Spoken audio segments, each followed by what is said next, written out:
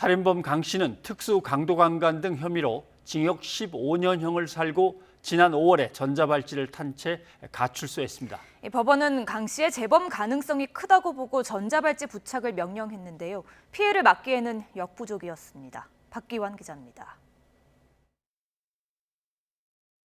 지난 5월 출소한 강모 씨에 대해 법원은 5년 동안 전자발찌 부착을 명령했습니다. 이유는 2차례 넘게 성범죄를 저질러 재범의 위험성이 크다는 것. 성범죄 재범 위험성 평가에서 강 씨가 높은 수준을 받았다고 근거를 제시했습니다. 강 씨는 17살 때 절도로 징역형을 받은 뒤 모두 14차례 처벌받은 전과가 있었습니다. 특히 1997년은 강도 강간 등 혐의로 징역형을 받았고 지난 2005년 4월 출소했지만 넉 달 만에 또 성범죄를 저질렀습니다. 늦은 밤이나 새벽 시간에 운전하는 여성만 노려 손, 발을 묶고 납치하는 등의 수법으로 현금과 신용카드 등을 빼앗았고 성폭행하기도 했습니다.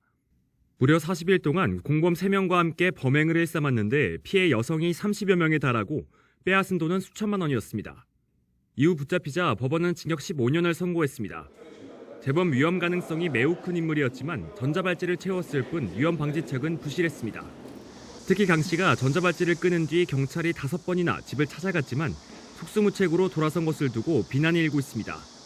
강 씨 집안에는 첫 번째로 살해당한 여성의 시신이 있었습니다. 이에 대해 경찰은 적극적으로 권한을 행사하지 못한 건 아쉽다면서도 집을 뒤질 수 있는 수색영장이 없는 상황에서 검거 요청만 받았기 때문에 현실적 한계가 있었다고 해명했습니다. 그러면서 현장 경찰관의 법적 제도적 한계를 더 넓힐 필요가 있다고 언급했습니다. YTN 박규환입니다.